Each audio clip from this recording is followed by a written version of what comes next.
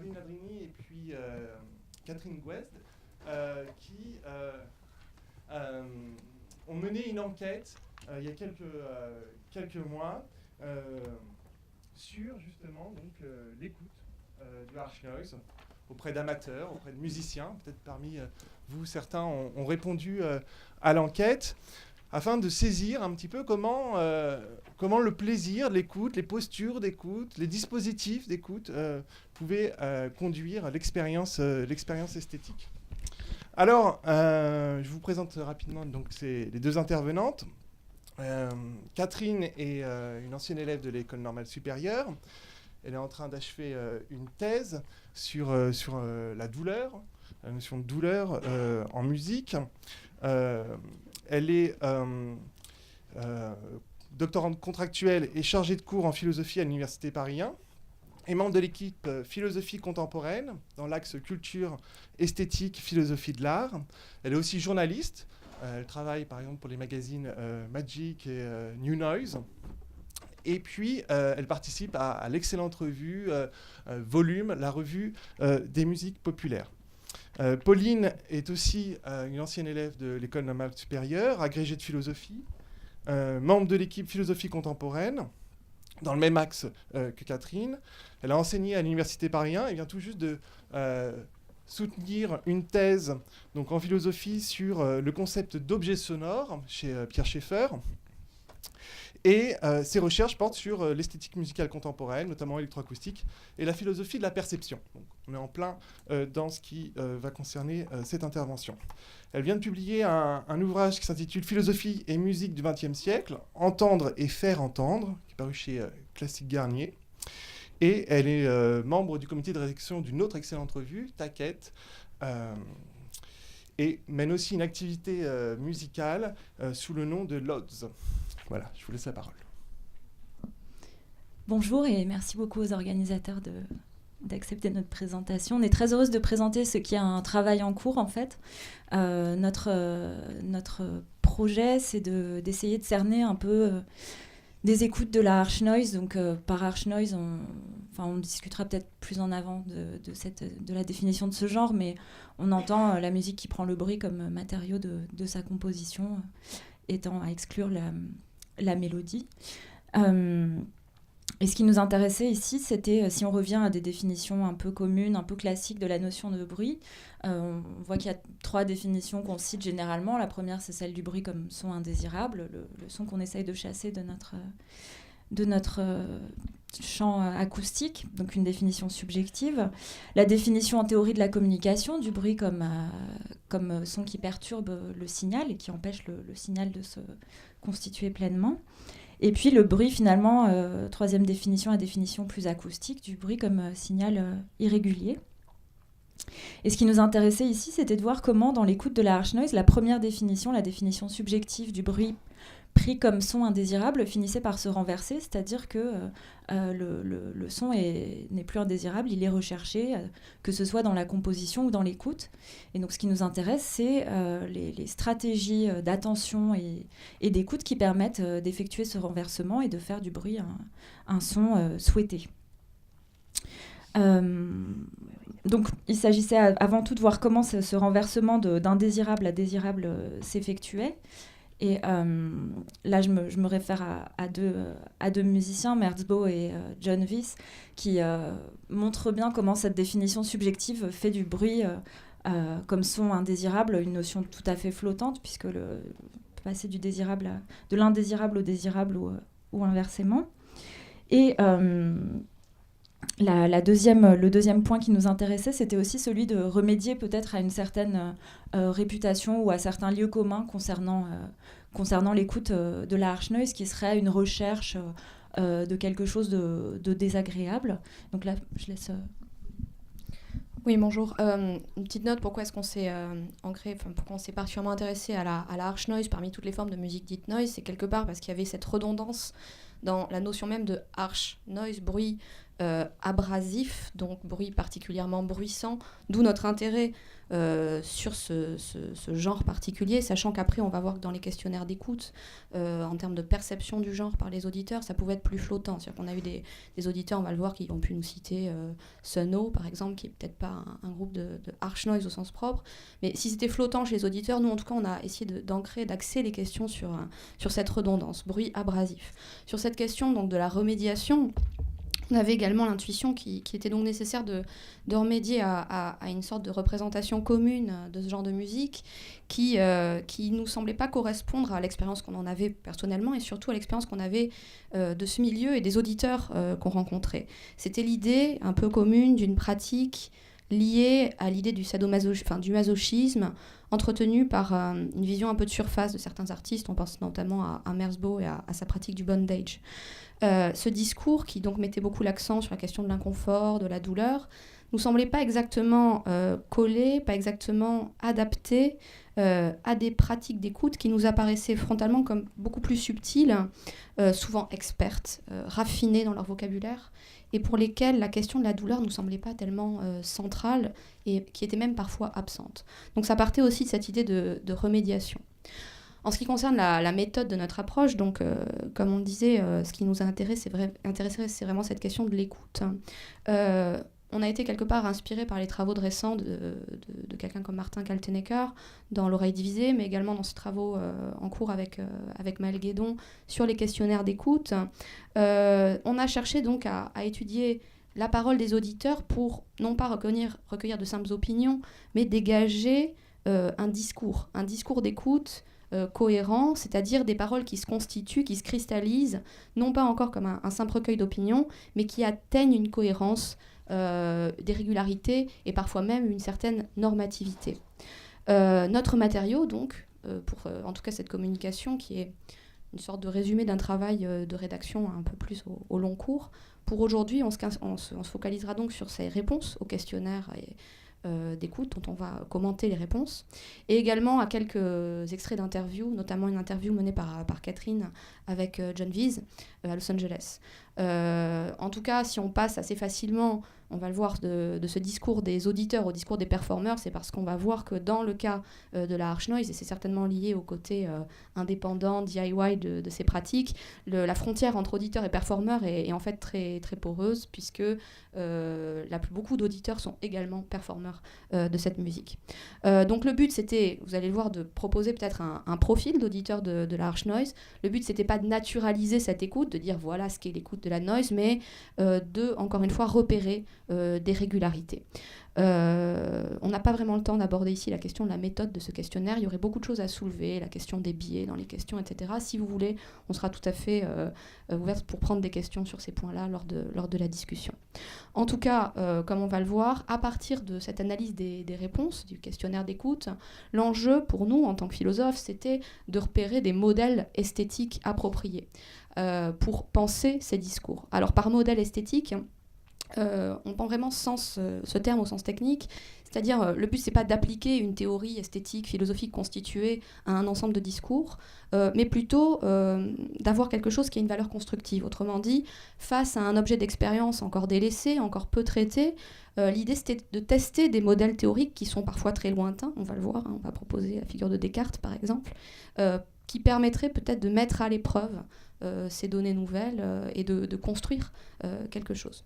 Je relaisse la parole à Catherine pour commencer ses commentaires.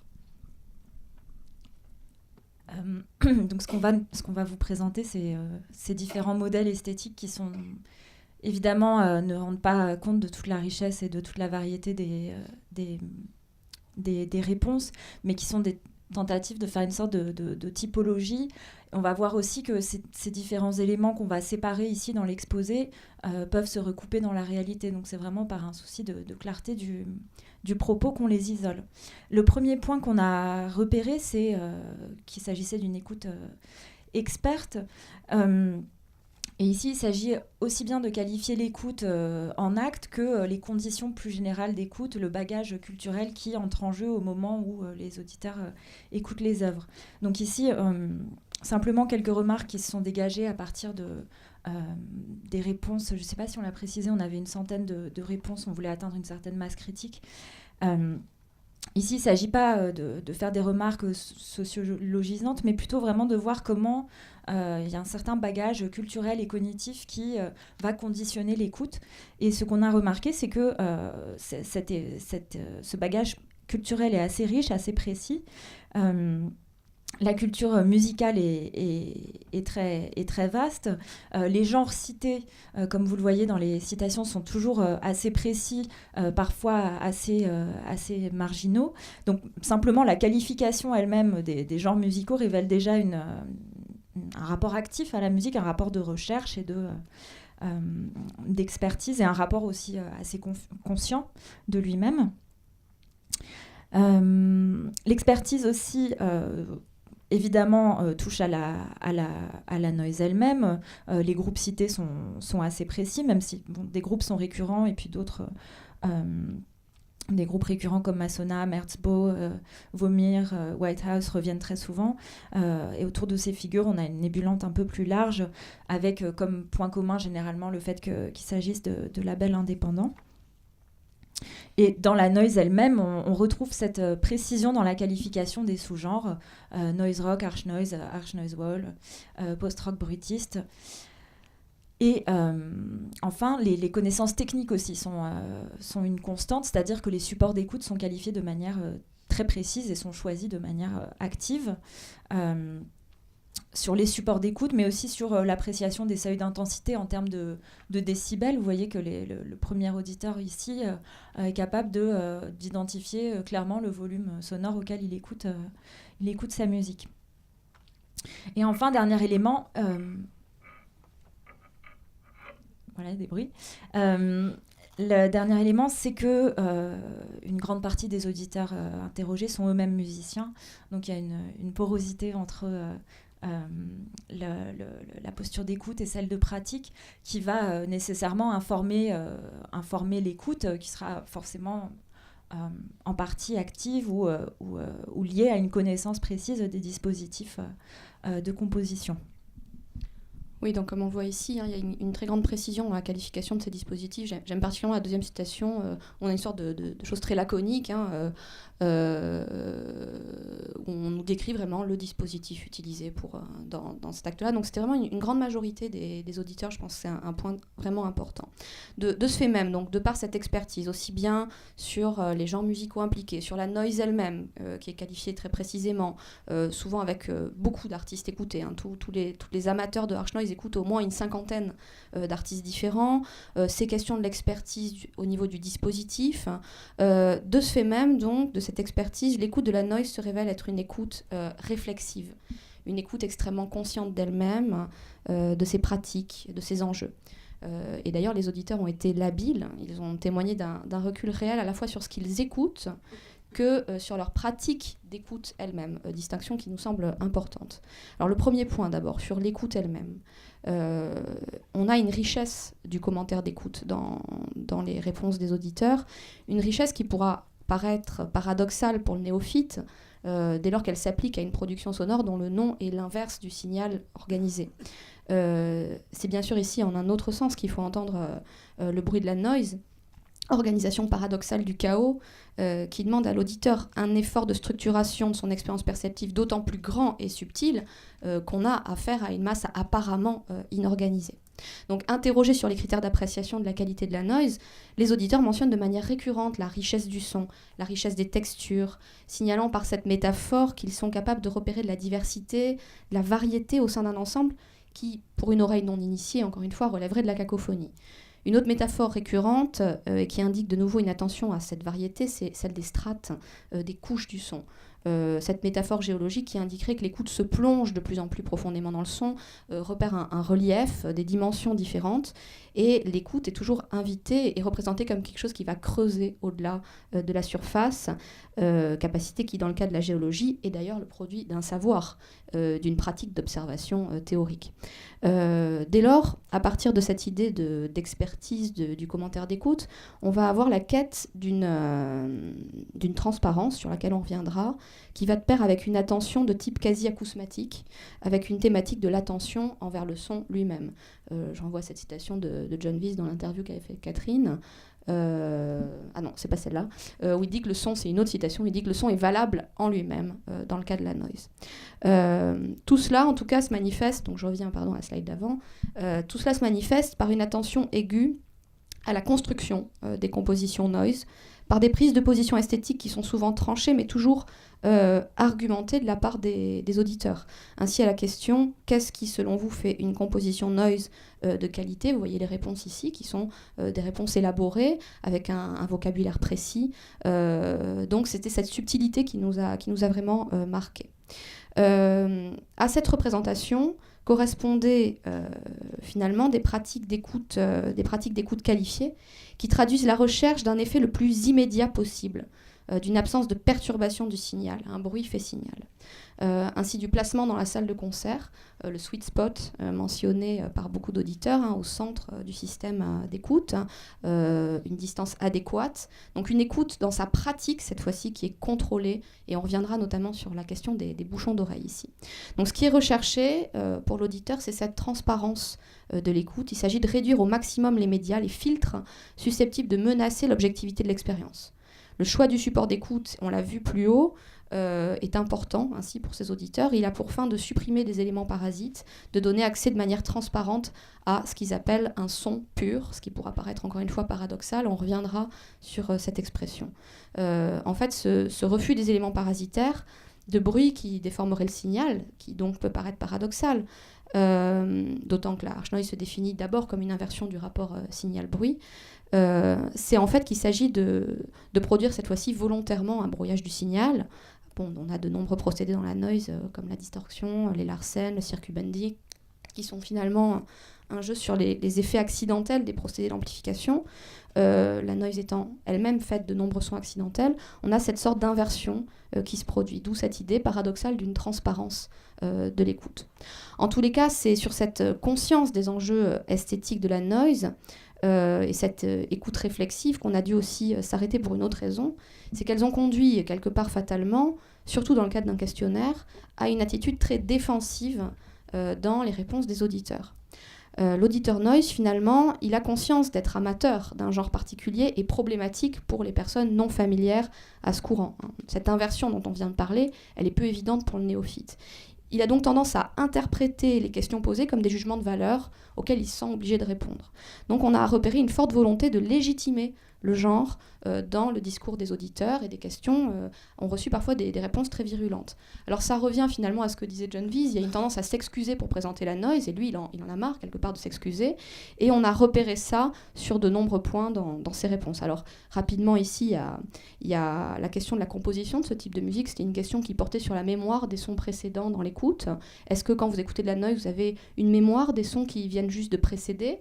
Et un auditeur nous dit « Mais qu'est-ce que le noise aurait de différent d'une autre musique sur ce point ? Est-ce que vous poseriez la question sur Xenakis ?» Et il nous dit « J'ai bien peur que vous disiez oui. » Il y avait peut-être ici une forme de mauvaise foi. En tout cas, il supposait que nous disions que la noise n'était pas construite. D'ailleurs, on n'a rien supposé du tout. Mais il y avait peut-être une mauvaise foi à traiter la noise sur le même plan que la musique de Xenakis. En tout cas, sans trop nous appesantir sur ce point-là pour l'instant, du fait de cette écoute experte et réflexive, on voyait que l'auditeur de noise était conscient des enjeux de reconnaissance liés aux compositions sonores dont il est amateur, et surtout, il a des ressources intellectuelles et culturelles subtiles pour débattre à ce sujet. Et c'était également le cas au sujet d'une autre question très délicate, l'épineuse question de l'inconfort et de la douleur liée à cette pratique d'écoute. Oui, alors pourquoi est-ce qu'on a posé la question de l'inconfort ? On a fini par se demander si c'était une question qu'il fallait bien soulever ou non. En fin de compte, plusieurs raisons de la soulever. D'abord parce qu'elle est récurrente dans les écrits sur la noise. On n'a plus la citation de Johanna Demers. Bon, c'est pas grave. Chez Johanna Demers, chez Paul Hegarty, on trouve une tentative d'intégrer cette douleur, cet inconfort dans un modèle esthétique qui va souvent chercher du côté du sublime. Donc, premier élément. Et puis deuxième élément, juste des caractéristiques plus musicales. Donc, je voudrais détailler rapidement les phénomènes qu'on avait en vue en demandant s'il y avait un inconfort ou une douleur dans l'écoute. Le premier, ce serait un inconfort simplement physiologique, qu'il s'agisse de l'oreille ou du reste du corps face à l'exposition, par exemple, au volume sonore ou à des sons très aigus. Le deuxième, ce serait un inconfort plus psychoacoustique lié au problème de la structure inhabituelle ou quasi absente des compositions. Puis la dernière forme serait l'inconfort global lié à l'immersion. L'idée que ces sons se spatialisent et deviennent immersifs et de ce fait peuvent créer une impression de mise en danger du corps. Il nous reste très peu de temps, donc il va falloir qu'on sabre. Ce qui me semble intéressant de souligner ici, c'est que on a été amené à mettre en évidence plusieurs profils de rapport à l'inconfort, c'est-à-dire que l'inconfort était accepté, mais en même temps, il était toujours dépassé. Et donc, on a fait une rapide typologie de ces rapports à l'inconfort. Simplement, la question de la douleur a été assez mal reçue, sans doute parce qu'elle impliquait un certain... elle impliquait ce discours sur une forme de masochisme et mettait peut-être en cause la question d'une écoute plus experte et plus réflexive. Donc, mais en tout cas, dans une grande majorité, on va dire quelque chose comme 80% des réponses, l'inconfort était intégré. Et ce qu'on voyait, c'est qu'il cherchait toujours à être dépassé en vue d'autre chose. C'était jamais l'inconfort qui était recherché pour lui-même, mais plutôt le résultat d'une certaine gestion de l'inconfort. Donc, Ouais, je vais être obligée de résumer un peu rapidement. En gros, on a fait, je vais laisser mes notes, on a fait 3 profils d'auditeurs, quelque part, par rapport à cette question de l'inconfort et de la douleur. Il faudrait préciser ici s'il s'agit de physiologie ou d'inconfort psychoacoustique. Mais disons qu'en gros, il y a quelque part ce qu'on a appelé le négationniste, celui qui a tendance à nier qu'inconfort ou douleur il y a. Donc je vous ai donné ici quelques réponses souvent très, très virulentes. Il nous a semblé que ce qui pouvait se produire ici, c'était soit cette question du mécanisme de défense, de légitimation du genre, où on finissait par nier qu'il y avait un inconfort possible au profit d'une écoute qui se dit experte, mais il y avait aussi un effet de lissage dû à l'historicité de la perception. Avec le temps, un inconfort peut finir par être dépassé, et donc ce thème de l'éducation des sens était particulièrement important quant à cette attitude. Deuxièmement, il y avait le profil du gestionnaire, quelque part. Le gestionnaire qui s'accorde à dire qu'il y a bien inconfort, voire douleur, notamment les aigus, les infrabasses, un haut volume sonore, une intensité particulièrement élevée, mais qui va développer des pratiques d'écoute qui permettent de gérer cet inconfort et de l'intégrer à l'expérience esthétique. Là, c'était la pratique des bouchons d'oreille, qui est finalement pas spécifique à la noise, mais qui, dans le cas de la harsh noise, des auditeurs de harsh noise, a atteignait une subtilité assez remarquable, avec enlever, les laisser, prendre des bouchons de particulièrement bonne qualité pour avoir une intensité moindre qui ne nuit pas à l'intégrité du signal, quelque part. Donc, toutes ces pratiques liées au bouchon d'oreille, au placement dans la salle, qui rentraient dans la conduite du gestionnaire. Et enfin, il y avait le profil du cathartique. Alors là, le thème du masochisme a pu se retrouver, mais dans un sens qui était certainement inexact dans la bouche des auditeurs, puisqu'il ne s'agissait pas du tout de fétichiser la douleur, mais quelque part d'en faire une expérience quasi initiatique, où quelque part la douleur est un combat qu'il va falloir mener, ou l'inconfort du moins, pour pouvoir, en un sens, mériter cette musique. Donc on a eu la métaphore du combat, du courage, d'un auditeur qui parfois se tient face à la tempête. C'était peut-être une attitude plus propre à l'écoute du noise rock que de la harsh noise elle-même. Donc là, il y a quelques citations. En tout cas, c'était très lié tout cela à la question de l'éducation des sens, de cette limite qui est peut-être repoussable, et d'une historicité de la perception, mais peut-être que lors de la discussion, on pourra revenir sur ces diverses citations d'auditeurs. Je vais tout compresser en 1 minute.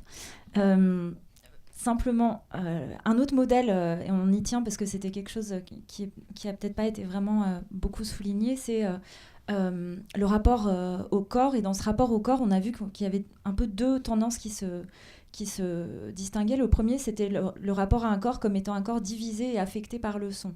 C'est-à-dire qu'il y avait un vocabulaire très précis dans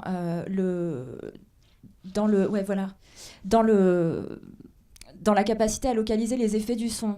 Selon que le son soit aigu ou grave, on localisait son effet à des endroits différents du corps. Et donc, ce qui traduit au niveau de l'expérience esthétique un rapport à un corps presque anatomique, un corps divisé que le son est en train de disloquer. Et de l'autre côté, une figure du corps comme corps immergé, un corps vécu, immergé dans l'espace sonore, qui soit peut se fondre dans cet espace sonore, et là on retrouve la thématique de Georges Bataille, de l'eau dans de l'eau, de vraiment l'immersion, soit un corps immergé mais qui résiste. Donc si je récapitule en environ 30 secondes, les modèles qui se sont dégagés, premièrement cette thématique d'une écoute experte et d'un intérêt pour le son en lui-même, avec un souhait d'accéder de manière quasi transparente à la richesse du son. Ensuite, des modèles impliquant le corps, et au sein de ces modèles impliquant le corps, une constante qu'on a repérée, donc que ce soit dans le corps de l'anatomie ou dans le corps immergé, c'est un aspect dualiste, c'est-à-dire que c'est toujours un corps qui est en train d'être observé de l'intérieur. Et c'est là qu'on voulait parler peut-être de Descartes. C'est vraiment un modèle d'une division entre le corps et l'esprit, un esprit qui observe pendant qu'un corps est en train d'être affecté. Ensuite, les modalités de cette affection varient, que ce soit avec des bruits qui affectent différemment des parties du corps, ou que l'esprit observe un corps en train d'être emporté par le son. Voilà, je vais m'arrêter là-dessus avant qu'on se fasse chasser. Merci beaucoup.